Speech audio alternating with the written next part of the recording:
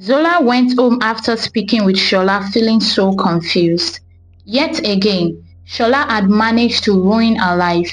Why does she keep falling for this? It has been nothing but pain to her, yet she allows her emotions get the best of her.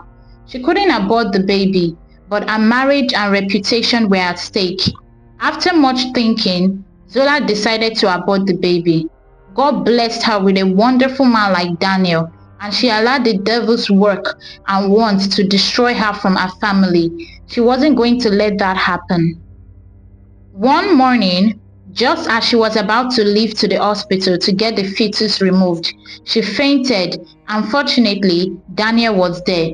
He quickly rushed her to the hospital and the doctor informed him about his wife's pregnancy. Your wife is pregnant. She is 1 month and 3 weeks pregnant. That is why she fainted. She should reduce stress and eat more of natural foods. She will be fine, the doctor said, leaving Daniel very happy. When Zola finally woke up, Daniel broke the news to her and she acted surprised, like she didn't know. This is good news, Zola. You are finally pregnant again after how many years? I am so happy. Everyone must hear of this, Daniel said in between excitement. Zola was worried and confused. What was she going to do now? She couldn't bring herself to tell Daniel the truth. He would divorce her. She was sure of that and she wasn't ready to lose her marriage. She decided to play along and act like the child was Daniel's. It got to the day of her baby shower and she threw a whole party for the gender reveal. The couple were asked what gender they wished for. Zola said she wanted a boy again, while Daniel prayed for a girl. We already have a boy. I need a little princess, Daniel said as he laughed.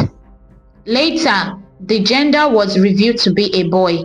Daniel was a little disappointed, but it was all good. Mirth and merry took over the occasion and everyone was happy. That night, Daniel kissed Zola and thanked her for being a good woman to him and giving him so much joy. This talk pierced Zola's heart the more. Daniel didn't deserve this, but she also didn't want to lose him. Can she really continue with this? Can she really continue hiding this truth? She thought. One stressful day, Zola saw a message from Shola. It was asking to see her. She hissed and ignored the message. She almost smashed the phone. Shola called, but she refused to speak to him. It was until she saw a message from him, threatening to tell her husband the truth, that she replied him. What do you want from me? Haven't you done enough? Didn't you say you don't want the child? Just let me be, Shola. I cursed the day I met you. I want the child now. My father wants the child. It's a boy and he will take our family name. We have no heir after me and he will be the heir, Shola replied to Zola's surprise. You can't do that, Shola. It is my baby. It is Daniel's son. Stay away from me. I am sick and tired of you, Zola screamed. You have no choice, dear. Daniel will eventually find out. Just stay safe and have a successful birth, Shola said. You are not bothered that you are having a child outside your marriage. What will happen to your business? Why do you want to cause problems for me and you? Zola continued to question. It doesn't matter. Even Arike has agreed to it since she can't birth a son for the family. As long as it carries the Alade family blood, we are okay, Shola replied and then hanged up, leaving Zola in dismay. She cried herself to sleep that night. For the remaining 2 months of the pregnancy, you could tell Zola was not herself. She hardly participated in things and was always absent-minded. The day of her delivery kept coming close and she got scared at each minute. On the day of her delivery, Daniel took Zola to the hospital after her water broke. After 24 hours of being in labor, Zola finally gave birth to a bouncing baby boy. The boy was very handsome and mesmerizing. The whole family rejoiced and came to greet the little prince. Zola named him Ifeoluwa.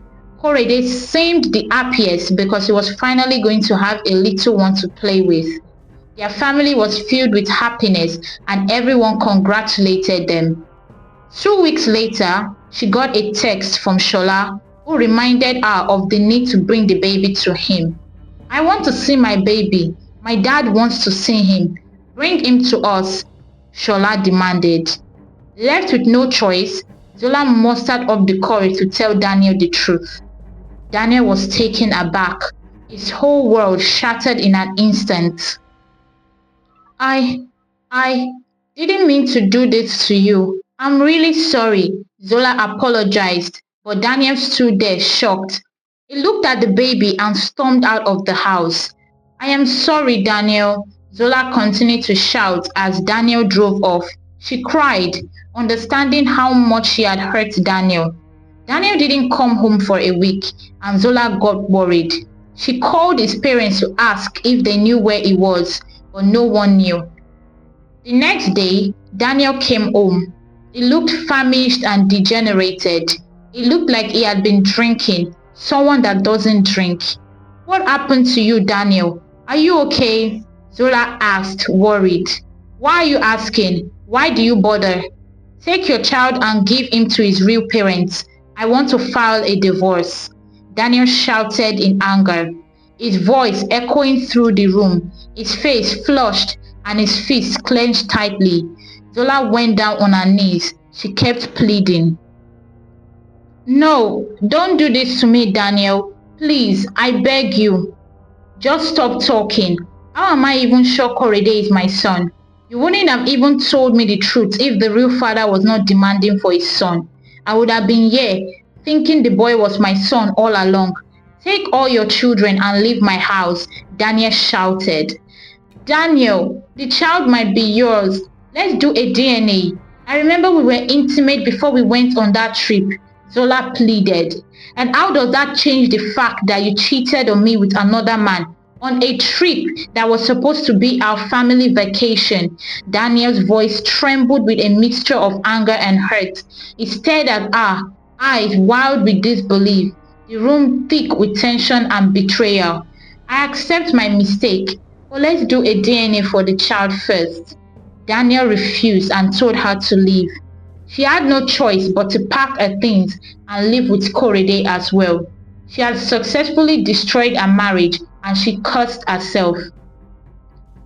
A week later, Shola came to see Zola with his family. They all took turns to see the baby boy and they were pleased. They were ready to take him home, but Zola shocked them. She told them that the child might not be Shola's and they should go for a DNA first. Zola's father looked at him with anger. What is she talking about? I hope the child is really my grandson, Shola's father said to Shola. Shola was confused. What are you saying again, Zola? Didn't you say the boy is mine? He inquired. Zola then explained how she forgot that she was intimate with her husband 2 weeks before going on that trip and being intimate with Shola. Shola's father turned to look at him. You could feel the anger bursting out. They all agreed to let her do the DNA at the end of the day. Zola begged Daniel to do this, and after a lot of talks from his parents, they agreed. But Daniel wasn't expecting anything good.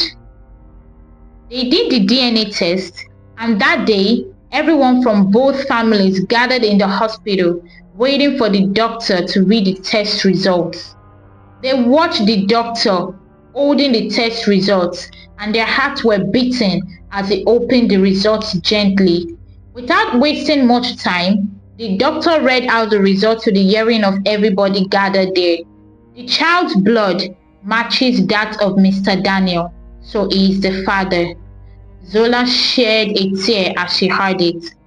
Her heart relieved of the burden, and she could breathe well. The Alade family didn't say anything. They all walked out highly disappointed and embarrassed.